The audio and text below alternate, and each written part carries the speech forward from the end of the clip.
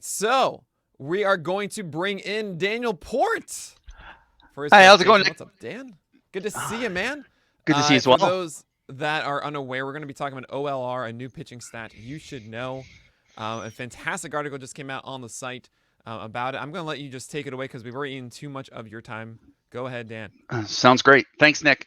So thanks everyone for coming out. And what we're going to talk today about is a stat I recently created called optimal location ratios, or OLRs. I'll kind of refer to it throughout the whole thing.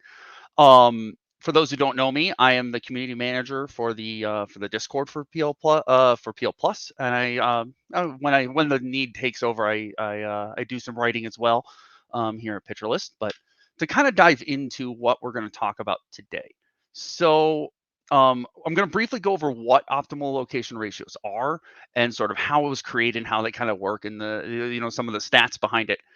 But we're going to kind of go through that. I released for everybody. I'll put it on. I just shared it on Twitter the other day, but I'll also put it in my bio on Twitter. That's at Daniel J Port. Um, if you want to go into, I wrote a primer, about a 4,000 words or so article on like the real nitty gritty of the statistics and stuff like that. So I don't want you to, to just feel like I'm kind of taking for granted that you trust how I created this or the connections created within it. Check out that primer article, and I think you'll really get into sort of more of the real details of how the sausage was made, so to say. But to get started, before once we get through that, we'll actually jump into then doing some like examples. I'll kind of show you how to use OLR and how how I've used it and sort of what I've seen in my time kind of creating the stat as well. Um, but for those of you who are familiar with Pitcher List, for quite some time, Nick has used a term called the Blake Snell blueprint. And it's been this reference to the new sort of style and movement in pitching that sort of started when Blake Snell broke out, where moving from an east-west style of pitching to more going north-south, essentially four-seam fastballs up and then sinkers, breaking balls, and off-speed pitches down. And one of the things that's always sat with me on this is, kind of figuring out the effectiveness of this. And a couple years ago, this is actually before I started working with Pitcher List, I'd been watching a game. It was actually, while he's not a great person per se, it was Trevor Bauer I was watching, and he was pitching on the mound, and he was having an awful outing. He was walking everyone in sight. And as we know, he has a fantastic curveball, and you could tell the thing that was driving him crazy was he couldn't get anyone to chase his curveball, and he's just throwing it and walking guys, and you can see him just stalking around the mound, like losing his mind because he just can't figure out why he can't get anyone to swing at this pitch. And it was a great pitch. And I remember the commentator for the Guardians of the he still is the commentator, actually, was Rick Manning. And Rick Manning was like, it's because he can't throw it in the zone. If he can't throw for a strike, all that has to happen is the hitter sees curveball, just don't swing at it. It doesn't matter how nasty it is at that point. And that really stuck with me. And so as I started learning more and more about pitching and more about locating pitches and whatnot in command, I started seeing the science backing it up. In fact, I actually will talk in neuroscience about this idea that if you see something enough times, you start forming like a neural pathway. You actually get like a shortcut in your brain in your decision making. And so what ends up happening is if you see that too many times in the same way, you actually have a shortcut in that decision making, which when you're hitting is everything, right? Every millisecond you can save is essential. But when you can throw it in the zone in those locations and then out of the zone, you break up that pathway, and therefore they can't actually uh, make those quick decisions. So now you're making the hitter hesitate longer, which gives the advantage to the pitcher. But the question that I had was, how often do they have to throw it in the zone to do that? Is it once every 10 pitches? Is it 30% of the time? Is it, and what I started to think about was these two things have relations to each other inside the zone and outside the zone in those optimal locations. They got to have a connection to each other, and so I thought I'd create a ratio to look at that and then see what is the connection between that ratio and success as a pitch, right? So what did I use to create this? I used p-val as the base to determine success, right? I like it because it encompasses everything: swinging strikes, accuracy and location, command. It just folds everything into that, right? I also use the total number of pitches thrown in each type, and then the in the zone percentage. Up in the zone, obviously four seamers, down in the zone for everything else, and then the percentage of it up and out of the zone or down and out of the zone, the total percentage of those two added together, and then created optimal location ratios by dividing the in the zone percentage by the total percentage. So you can sort of think of it as how much of the total percentage is made up by the in the zone percentage. Why do that instead of the down and out down and out of the zone percentage? Simply because basically you want it to include as many things as possible into the stat. By using the total percentage, you also include the down percentage into that ratio. All of the numbers I used to create this were pulled from the StatCast era, so to say, 2015 to 2021. They were separated by pitch run by season, and then based on that p-value, I sorted them into two bins, positive and negative. I then analyzed the data using box and whisker plots to kind of create essentially quartiles, create a range that I wanted pitchers' OLRs to fall into, and see if there was a difference in a separation between the positive and negative pitchers in that statistic. Then I used decision tree models to see if they were good classifiers. Essentially, if I see, can I use OLR to separate successful pitches from unsuccessful pitches? And then used logistic regression models, which you can see the definition there. But essentially what it is, it took that binary variable, the positive and negative for the p-vals, and compared it to our ratio level independent variable to see if there's a connection between them, so to say. And I'll show you in a second what I'm talking about. And then lastly, I used a naive Bayes model to assess the predictability or the predictive quality of OLR as well. So I want to show real quick, just so we're all clear on kind of what we're looking at. Here are the optimal locations for four-seam fastballs. That's up and in the zone, and that is up and out of the zone, according to the zones that StatCast uses. Then for sinkers, sliders, and changeups, you got down in the zone, down and out of the zone. We'll get to a second why we are not talking curveballs today, but we'll get there in just a second. So here are the thresholds that I found through the box plots. Essentially, if you think of it, it's the 25, the median, and the 75 quartiles for each one. For each of the positive pitchers is what we're using. So you can see the upper threshold of, and these numbers will make sense in a second when we look at examples, but you can kind of see those, what we're looking for and what we're shooting for when we look at where pitchers want to end up. I like to say right around the median is ideal, because if you start getting too close to either side, either the upper threshold or the lower threshold, it's kind of like you're not throwing it in the zone enough if you're at the near the lower threshold to be successful. But if you get above that upper threshold, you're also throwing it in the zone too much. And so either way, you're creating that neural pathway we want to avoid. So that's kind of why there's a range presented here, if that makes sense. So real quick, just the results of the models, I thought I'd show real quick because I think it really demonstrates the relationship. The first thing to show you is the models gave us back p-values, which of course is pretty closely related to p-val, which can get confusing, and I want to find whoever named p-val, and tar and feather them. But really what you're saying is when you look at that p-value, don't get too bogged down in it. Just know that what we want when a model pumps that back out is for it to meet a threshold that we set for error. Usually the standard is 0.05. And as you can see, those are all well below it. That just means we can trust what we're seeing, that we can trust the results, that we're not seeing a lot of the errors that would cause us to jump into the numbers and the results essentially falsely in that sense. If you want a more technical definition of it, like I said, check out the primer, and I'll kind of walk you through all of that. The odds ratio that you see here, it's a number that logistic regression gives us to say, essentially, if you raised OLR by 1, how many more times likely would that pitch have been to be positive, to have fallen in the positive bin? And usually anything over 1 is considered significant. And as you can see, those numbers are well above it. So you can see a really strong relationship between OLR and pitch success. Now, one thing I want to say is, of course, I had to create an adjusted odds ratio for this because you can't raise OLR by 1 because eventually if the in the zone percentage meets the total percentage, it gets to 1. You can't have in the zone be higher than the total. So that's why I adjusted it down to what if you raise it by 0.01. So in other words, if you raise the OLR for, say, a 4-seam fastball, and if you think of it, it's almost like a sliding doors sort of thing, the way that they do it, or like a multiverse. You go back in time almost. And if you said, okay, in the 2021 season, if I took this player's 4-seamer, raised the OLR by 0.01, they would have been 1.55 times more likely to have had a positive fastball, if that makes sense. And then lastly, the naive Bayes probability tells us how predictive it is. And anything over 50% is technically considered predictive. So even though the sinker's pretty close, and I wouldn't necessarily try and make a lot of predictions using it, it is predictive. And you can see some have really strong predictions, like four seamers getting almost 58%, and sliders having 69.1% probability there in the naive Bayes. That's huge. It basically says if I knew nothing else about a slider, not a thing other than its OLR, I have a greater than 2/3 chance of correctly predicting which bin it will fall in, or at least if it will be positive. So that's kind of the numbers and the nuts and bolts of it.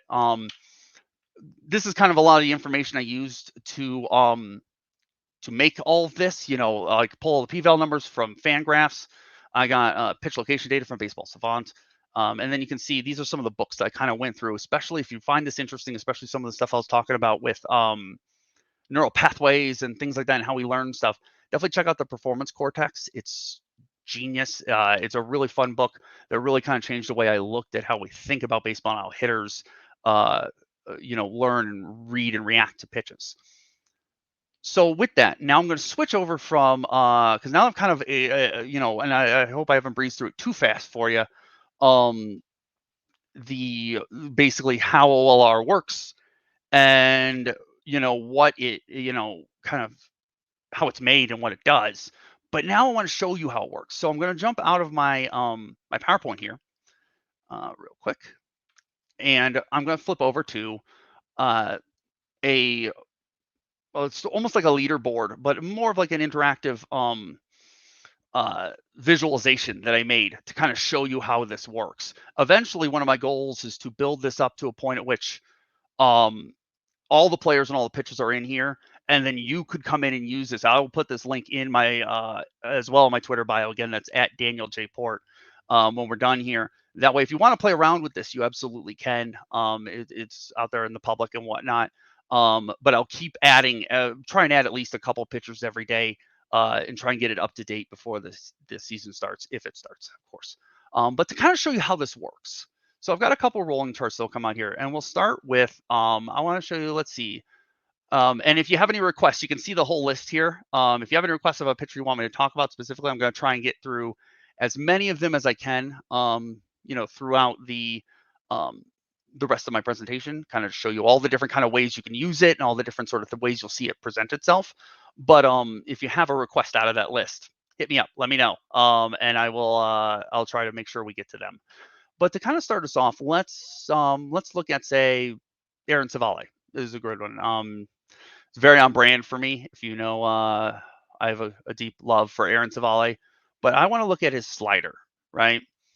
And it's taking a second to load here. But the way that this works is, if you remember from those thresholds that we're looking for before, what we want to see is the slider get at the very least to about a 0.258 ratio here, right? That's the minimum threshold where we can start saying, this might start seeing positive results. And what we really want to see is it get closer to a median of about 0.291, right? Now, as you can see here from Civale, he comes in 2019, which if you look at 2019, you can see over here, you'll get the p-val numbers. In 2019, he had a 2.9 p-val, right? But he's not coming anywhere near those thresholds. So I obviously would have, in that situation, probably doubted those results. Because obviously baseball is very random. There's a lot of luck involved in all these things. And that would have caused me to be like, I'm not so sure if I really buy into what I'm seeing here results-wise. Now, though, you get in 2020, and you can see as I'm going through, because this is fully interactive, so you can click on any game in here, and you'll see what the cumulative OLR, because OLR, if this makes sense, you can do OLR on a game-to-game basis. But in this sense, the way you're seeing it is more of a continuous, a cumulative for the whole season, so to say, at that point. So if you think about it, if OLR is going up, that means they're putting up a higher OLR than that main number. If it's going down, they're putting one down lower, right? They're kind of driving that trend. And, you can see in 2020, it started going up, right? But he still put up negative numbers. That was a negative 4.9 p-val for that a year, but that's because he's not even meeting the threshold yet. Again, we mentioned that threshold is around 258. He's not getting up there yet. But finally in 2020, where we actually kind of started seeing Aaron Savali get a lot more success, he does finally cross that threshold, right? And that's really what we start wanting to see. This is a lot of ways, especially since it continually just trends upward, right? You see that sort of trend moving in the upward direction. This is sort of how I would use OLR over a time period to sort of pick up a pitcher who's improving. He's getting a better feel, say, for his slider, or is gaining command of said slider. And now I would pick this maybe as a potential, not breakout pitch, so to say, but one that I'm like, I would take a guess that this pitch might end up in the positives next year if it continues to grow at the rate that it has been. So that's kind of a good example of one way to use it to sort of take a look at pitches that might be good but haven't been yet. Now, if you want to see, like, to take and look at someone like Adam Wainwright here, we'll just go down the list. I'm going to jump around in a second here, but it's kind of to show you what I'm talking about. So Adam Wainwright, we're taking a look at a sinker, right? And traditionally for his whole career, Adam Wainwright's had a pretty stinky sinker, right? In 2015, negative 1.7 p-val, minus 14 in 2016. Got up to 3.9 in 2017, but I have a feeling that had a lot more to do with having a lot of Gold Glovers on that team that year. Minus 3.8, minus 8, minus 0.6. But then in 2021 was worth 12.5 p-val. That's a great number. That's an elite or near elite change. I mean, that's our sinker there. So how does OLR sort of support that? If you look, for sinkers, we want to see at least 0.366, but what we really want to see is around 0.413, right? And if you look at the numbers, in 2015, 0.22 is the highest it gets. That's not going to cut it. In 2016, the highest it gets at any point is 0.38. That's barely over the threshold, that minimum threshold, and then kind of sits well below it for most of that entire season. Same thing for 2017, same thing for 2018, and 2019. Heck, 2022. And then suddenly we get into 2021, and all of a sudden we see it getting up into the 40s, right? Get up that right around that median.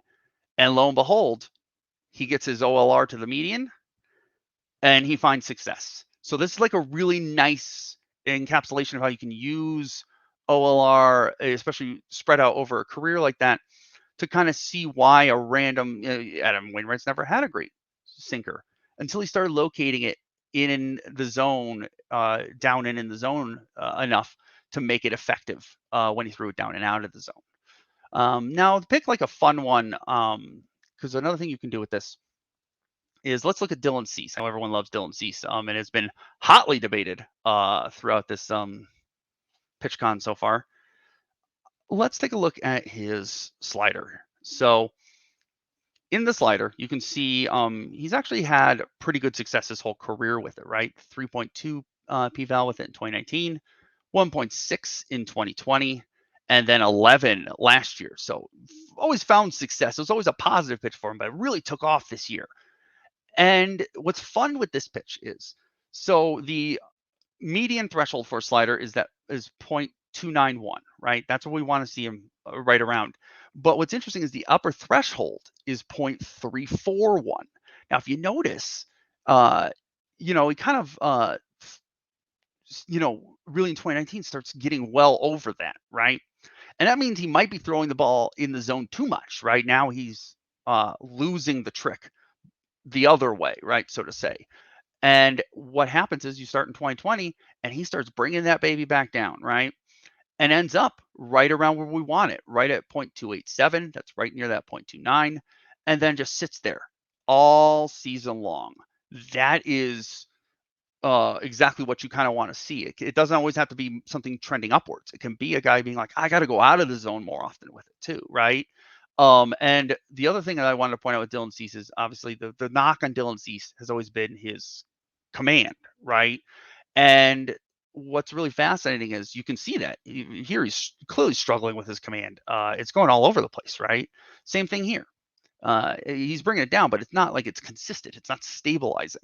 And it's important to know with this what I've found through taking a look at different sample sizes and whatnot, and testing out where a pitcher's essentially within a season where a pitcher's uh, OLR tends to stabilize, and it's right around 250 pitches, or for relievers around 13 appearances or so.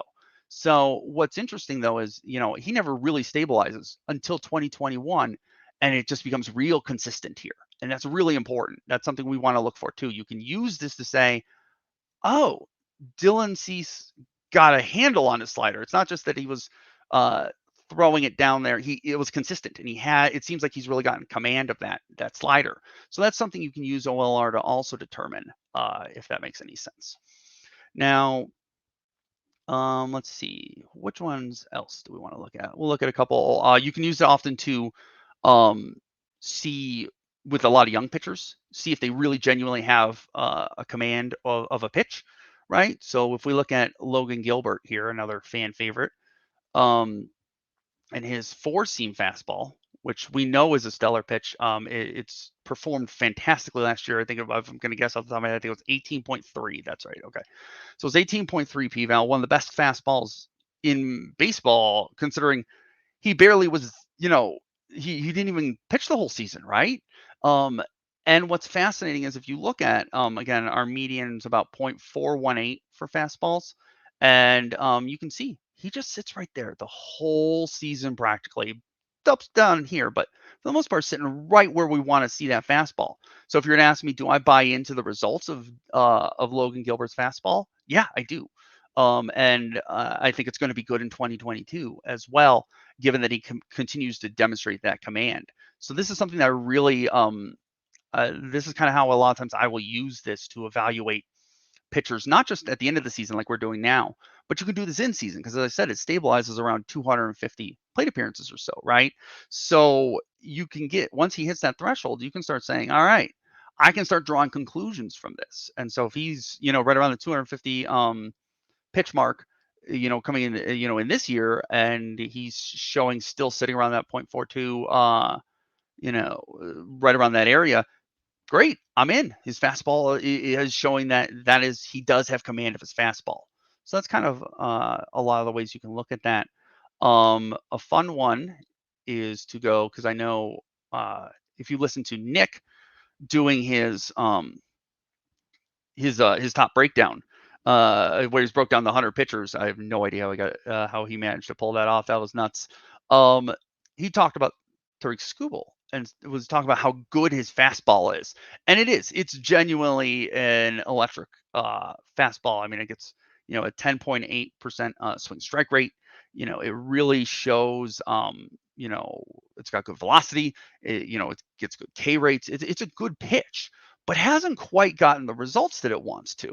And frankly, the thing that I could point out is it's gotten hit for over his career for a 944 OPS with a 26.7 home run per fly ball rate. And this is the problem is this is another great example of, flying a little too close to the sun in terms of throwing it in the zone. He's actually throwing it in the zone too much, right? That 0.45 is right around that upper threshold where we don't want to really surpass that, because then you're creating the neural pathway the other way. They see that fastball coming up and they're like, cool, that's a juicy fastball right in the zone, right? You're not tricking them at that point. You're not fooling the hitter, and they're just going to tee off on it. And that's what's happening to Tariq Skubal.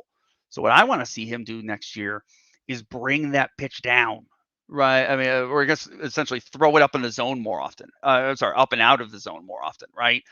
Really, because he throws it up a lot, as you can see from the total percentage. That 50 above 55 percent or so is a really high percentage. He's throwing it up. He just needs to get it up and out of the zone a little more often. He needs to elevate that a little more and try and get those hitters to chase, especially since the scouting report on him is going to probably be, hey, if you see that fastball up, it's going to be in. Tee off on it, and so I think that's where we can also start using it to say, here's how I can improve pitchers. Here's what I would recommend a pitcher do improve his pitch, right? And that's something I think would be really, really useful here for something like that. Let's see. Oh, we're doing great in time. Perfect. Cool. So I got a bunch more we can look at. We can talk Anthony Desclafani, who, again, if you know me well enough, know that is basically my brand is Tony Disco. I think I've written about him 3 times now since I started working at Pitcher List a couple years ago. And if you look, Tony Disco throws a sinker, and it's always been meh. It's never been a great sinker. If you look at negative 0.1 and 1.4. 2017, it was when he had that shoulder injury that took his whole season away. But you look at 2018, negative 1.6, 2019, 5.7, not bad, and then negative 4.3 in 2020, and 9.3 in 2021. Well, what happened in 2021? And you can again see it clear as day. Obviously, very inconsistent in 2015.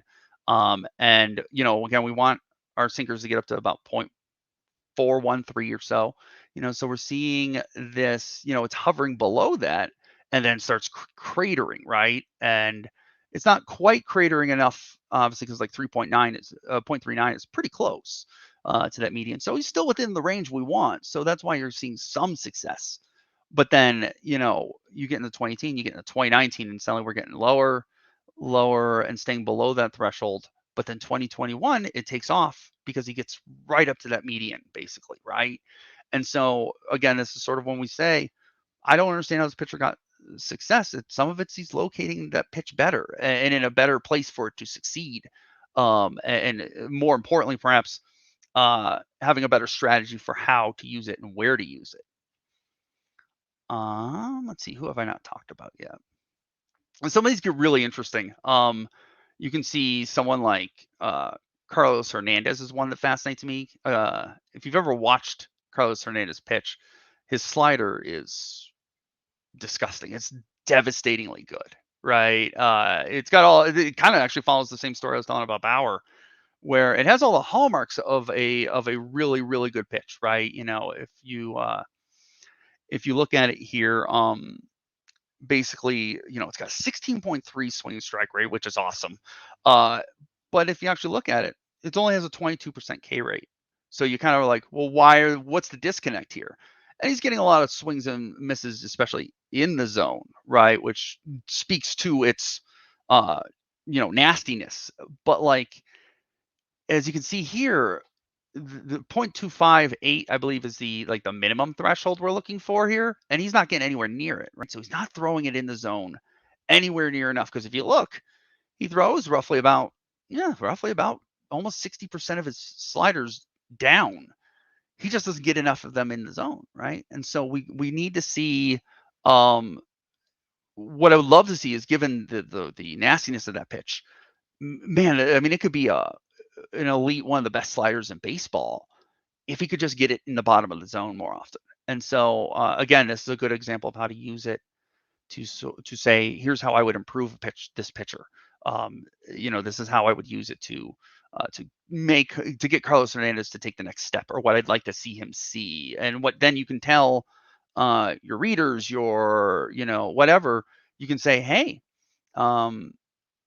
this is what you should be looking for starting in the season, right? This is the number you want to watch, and that's that in the zone percentage. Or if you're a fan at home, or you're doing your own fantasy stuff for your baseball evaluation, that's the kind of thing you can say to yourself, I want to see that more often. And you don't have to be a scouting expert to do that. You don't have to do any of those things, right? We all kind of know how that number works. I'm just going to kind of keep going here with any of this. Like I said, throw any questions you have, or if you have any requests in here on a picture you want to see, or something like that of this list, go for it. One that kind of caught my eye was fun was Jose Suarez, because we don't really talk about him a ton, but quietly he had a solid enough season for the Angels. But his changeup actually was really, really good.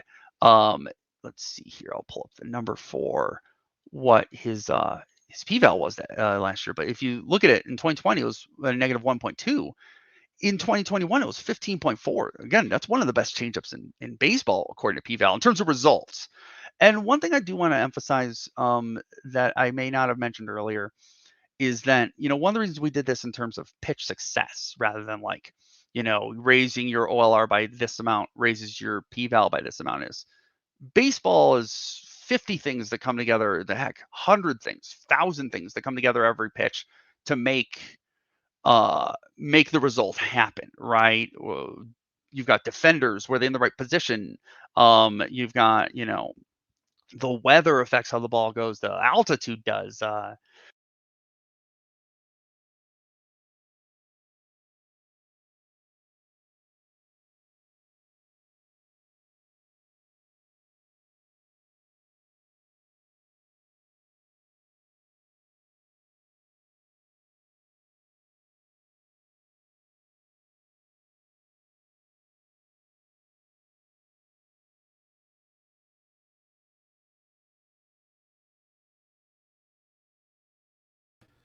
Yeah, you lost your sound for a What's second that? there, Dan. Oh, there There we we go. go. Yeah. Huh. Weird. Okay. Sorry about that. My headset decided to turn off for no good reason.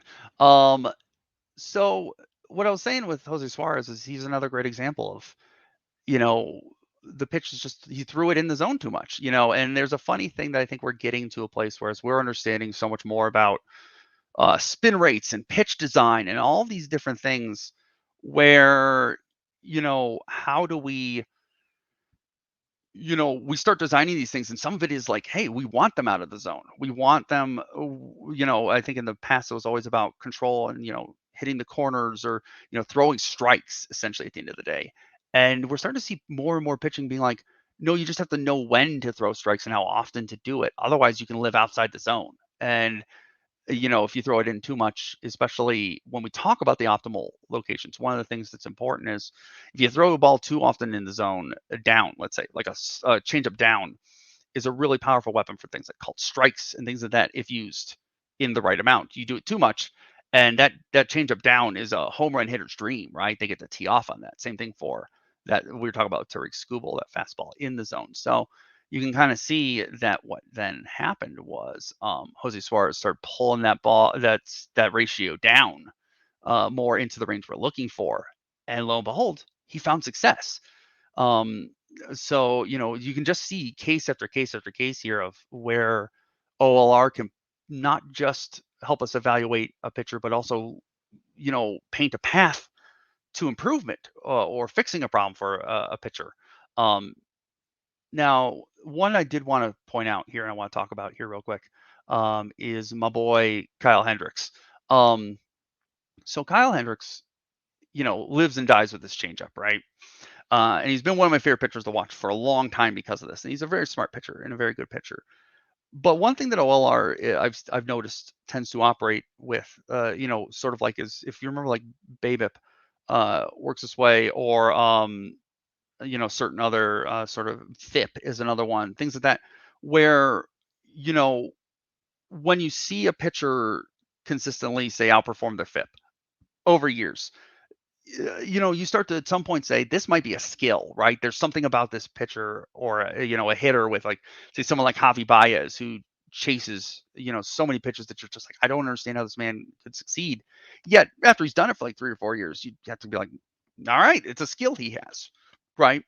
And Kyle Hendricks sort of has the same thing in that if you look at the OLR for these pitches, you're seeing that, again, we want that changeup to have an OLR at the very least of like 0.28, and you're starting to see it, way down at 0.22 I mean, just terribly low OLRs. Yet we know Kyle Hendricks has had one of the best changeups in baseball for a long time. You see, 10.5 p-val, 21.9, 8, 16.9, finally get a negative one, negative 1.6, and we're going to get there in a second, but 5.3 and negative 6.3. So here's the thing is one, he's clearly established over several years that he has a skill set for getting hitters to chase his changeup down and out of the zone without having to really establish it in the strike zone. And this past year, he actually threw it in the zone probably the most of his entire career, and it kind of got teed off on a little bit. And so it's a really interesting thing where normally we want to be like, oh yeah, we want to see that trending up, but not if you've seen the skill set established for previously, for different OLR levels. So it's kind of like BABIP, where you're like, oh, that's a weird BABIP. There's no way that's sustainable. But if you go over their career, you're like, no, they've kind of always done that. And so it's weird, sure, but it works. And sometimes baseball's weird like that.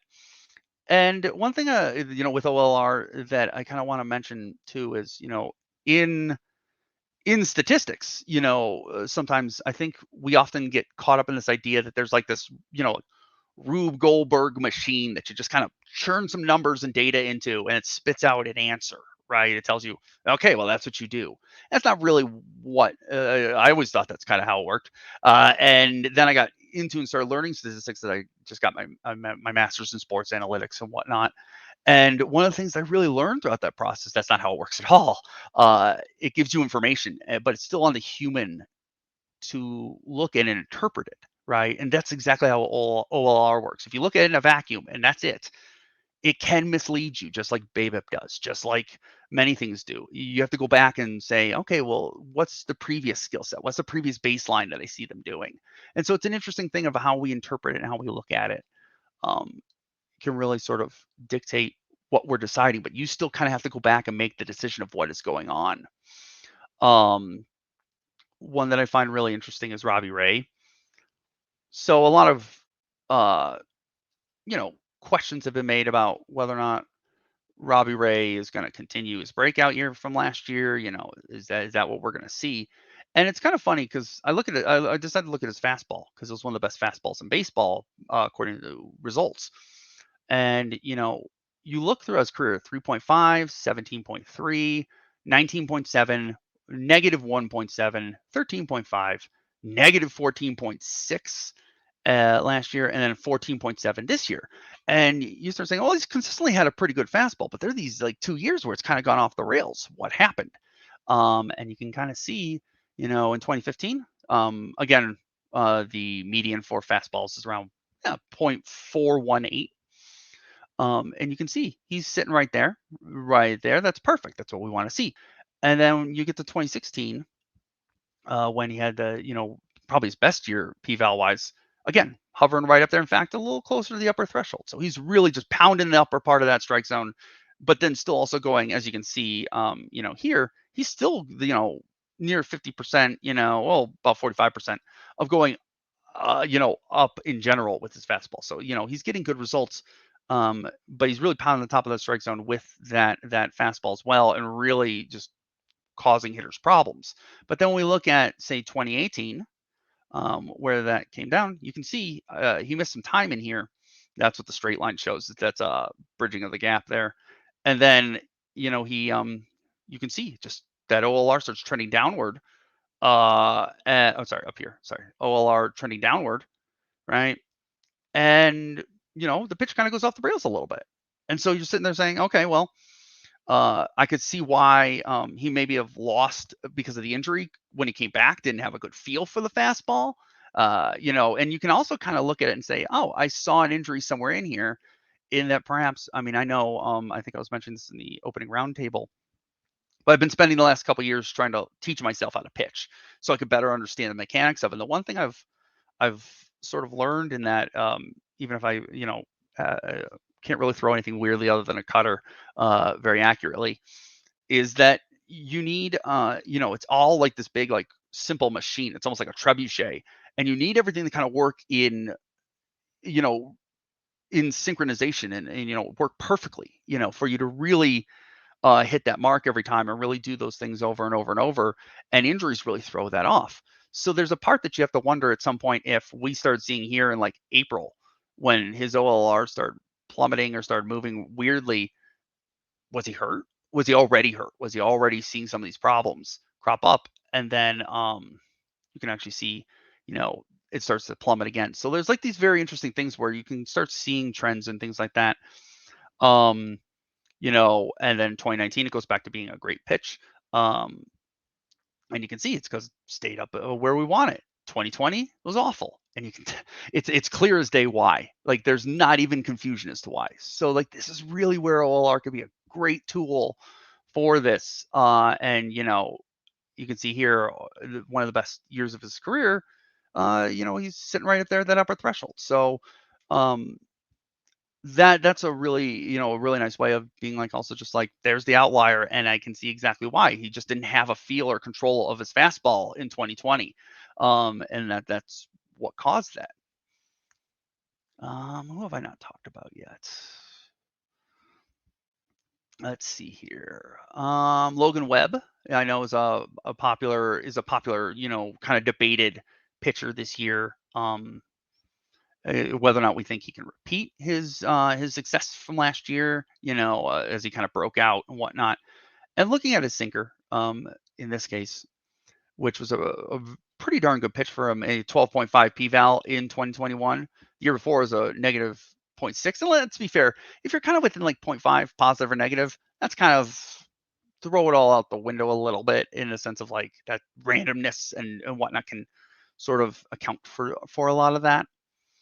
But if you look at his OLR here in 2020, you can see, you know, that sinker's not where we want to be, right? You know, it's not nearly high enough on the in the zone at the down part of the zone.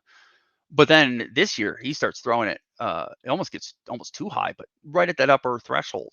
But he blows by the median, and that's where I start going again. Like he clearly got a feel for a sinker at some point in the season and was commanding it and locating it exactly where you want it, putting it down in the zone and down and out of the zone at a rate he wanted to.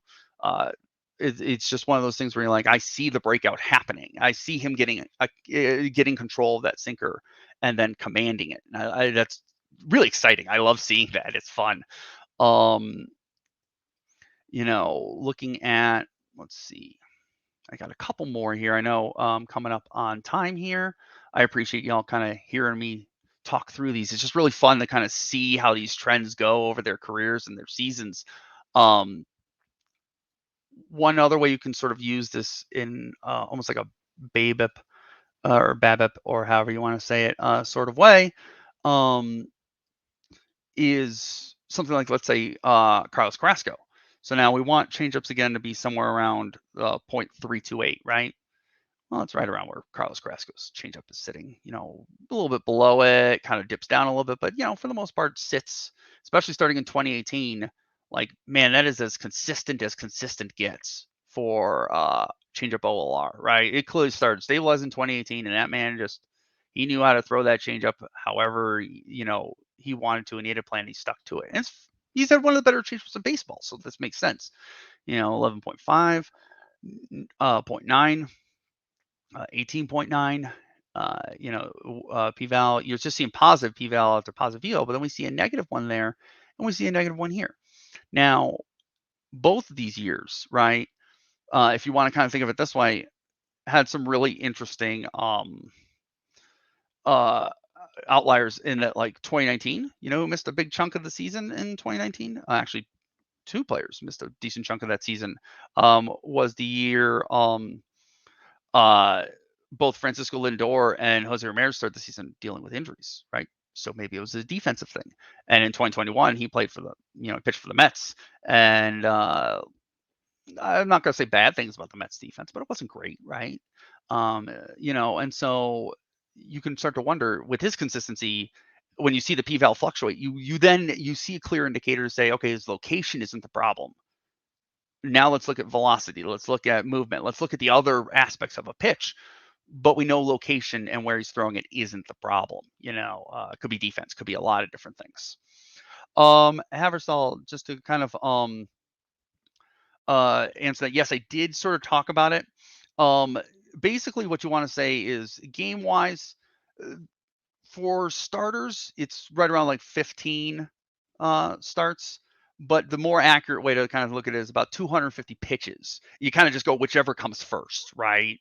Because, you know, like sliders is an interesting one where, yeah, it gets up to 250, but like if that's your third pitch, that might be a while. So if you hit the 15, you know, 13 to 15 game mark before you get that 250, you probably can assume it's probably stabilized to a certain degree. But if because it's always worth noting they're working on those pitches, in bullpens and doing all these things. So it's like half it's about the practice time, right? Now, the one thing I do want to mention, since I've got some time here that I can talk about with this, is that when we talk about sample sizes and stabilizing, one important thing to clarify with that is you have to determine, this is another one of those things that like statistics aren't going to answer for you. You have to kind of make that evaluation yourself, is when does the sample size start and end, right? You look for something new, right? For me, one of the clear ones obviously is never assume a pitcher that left the season in one state begins the season in the same state. So you start a new sample size. So you want to start that 250 pitch count over. The reason being, I mean, you think about it, they're working on things all off season. They're pitching, all off season. They're working out. They're getting back into shape. They're getting healthy. All these different things would indicate that they're different in some way than they were at the end of the season. If they start, you talk about like the famous one of being like, say, Blake Snell moved a couple inches over on the mound. That would start a new count, right? You would start, so you want to be aware when you're using this. The one thing you want to think about is whether or not you've seen a change in their approach in anything, right? Are they coming back from an injury? I'd start that count again. Have they been like, oh man, I've been dealing with a bone spur or something? I'd start so you kind of, but you use that as sort of your baseline when you're looking at some of these things. You kind of, that's part of it, is that there's no hard set fast rule for that. That's when you have to trust your instincts and your experience. And sometimes one of the nice things I like to do if I'm curious is I'll start asking people. I'll get a bunch of opinions, right, and say, okay, let me think. Do you think this is a new event? Do you think this is the start of a new sample size? These sort of things. Because I think one of the things we could do better in talking about baseball and fantasy baseball in general is better define what we mean by sample sizes and how we use them. And this is one that's something I wanted to clarify for this, is that 250 pitches is from the start of wherever you start that sample size. And if you have any questions, folks, I can keep going because I've got a little bit of time left here. But if you have any questions, please don't hesitate to throw them into the chat, and I will try to answer anything you may want to know. Anything about the process, about what I've seen, looking through this, and then I can kind of lay out, and I'll probably start doing this now. I'll start laying out the one more I do want to show you, actually, it's kind of interesting, is sort of when do you not trust results, right? And let's look at Jordan Romano real quick, because it can be a bit of a fact checker, right? OLR can be. And so Jordan Romano had in 2021 a 10.1 p-val on his four-seam fastball, right? 3.1 the year before, and a minus 6.2 in 2019. And again, you want your median. The median, I think, is like 0.418, and the lower threshold for that is 0.382. So you want it at the minimum to be somewhere over here, and you can see it's way down here, not close, and he never gets close. Now, there's a couple things you can look at here and say, over a 3-year period, 2 out of 3 years, he's put up positive p-val results anyways. You can start asking yourself questions like, has he had good defenses behind him? He's a reliever, so results are a little more random, if that makes sense, for a reliever, than it is a starting pitcher who has to face batters multiple times and things like that. So they don't necessarily run the risk of those neural pathways being developed because they're not seeing the same hitter over and over and over, that kind of thing. You start asking those sort of questions, but also you can say, you know what, I don't buy it. I know a lot of people don't buy Jordan Romano for next year. And I look at this and I don't necessarily think I will either, because I don't think you can really live without locating your fastballs right now in that way. So that's sort of another way to kind of use it. But I guess the question is kind of what's next, right? And then I'll kind of go from there. Is, like I said before, I'm going to try and hopefully by the beginning of the season have most pitchers and all of their pitches into this chart, right? So to say, so people can start using these and seeing where they'll go, and then update them probably quarterly or so until I can figure out how to automate it throughout the season. So we can start, maybe right around that 250 pitch threshold. I'll start trying to update everybody's OLRs for next year. Hey, Port. Hey. I'm going to test something really quickly, and I'm going to see. Oh, this is okay. This might be an option we do later on. There's a picture-in-picture mode apparently, and I want to cool. try it out. But I want to just say, first of all, thanks, man. That was a fantastic presentation. Oh, my pleasure. It's fun.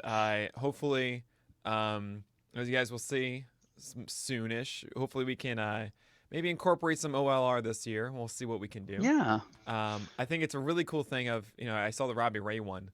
And I remember so distinctly those first 2 starts of the year from 2021 where he was still nibbling. He was still all around, and he wasn't all of a sudden pumping the top of the zone with fastballs. And you kind of saw in his graph that it was down and then it shot up. And what a useful thing to be able to say, maybe in a start, this fastball, this 4-seamer, had an OLR of 0.47 or something like that. And that can just be such a great indicator for a lot of people to understand quickly, like, hey, I see all this scatter, the strike zone pump, but is this good? Is it not? What an incredible tool that would be. So I think that's such a great thing that you're doing here. And thank you. Awesome, man. Yeah, thank you so much. And if you want to remind people what that link was with the Tableau, or how they can access it now.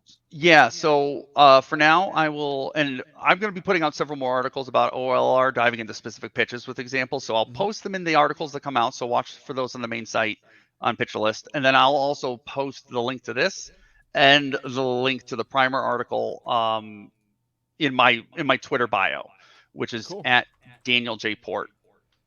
Great. And any last things you kind of want to mention to everybody about, kind of what you see in the future with OLR and applications for it? Yeah. So, this year's going to kind of be a bit of a testing grounds for it, so to say. So I'm going to do a series of predictions, whether or not a pitcher will have a positive of each pitch, that they throw, to see if the predictive quality holds up, over the season through 2022. And then the other thing I'm probably going to look into is, obviously I didn't talk about curveballs. They failed pretty hard because they're like a 2-to-1 ratio from positive to negative. Oh, wow. So the testing method doesn't quite fit with logistical regression. So I'm still working on creating a better model for OLR for curveballs. So that's kind of coming as well. But those are kind of the next 2 big steps. Nice. And, I haven't done this really so much publicly yet, but congratulations on your Masters, man. Oh, thank you so much. Thank you. Yeah. How long has it been now that you've been a part of Pitch List? What, 3 years now? Yeah. Oh, my God. This is so cool. It's been the best. It's great to see blossom, man. Well, thank you so much. I appreciate that. And I miss the D&D. It was the best. Yeah, the Pitch List plays D&D that I'm sure nobody, maybe like 10, 20 people have seen and actually be like, oh, okay. Oh, everyone so much fun, and go, what is going on? And I need to leave now. And it didn't matter. It was quarantine. It was such a fun time. Absolutely. Theo Gratis, I believe. That's right, yeah. It was Ricky Henderson, your player. A thief. Super well done. Stole everything. Yeah, exactly. But yeah, hopefully we can get OLR, public on the site and incorporate it and stuff soon. Sounds great. But it's definitely something I see it and I go, oh, yeah, okay. Right? It's reacting the same way to what VAA was. Yes, a vertical approach angle from Chamberlain. So awesome stuff, Bort. And really, thank you so much again for being here. Oh, thank you. Thanks for having me. Thanks for the opportunity. All right. Take care.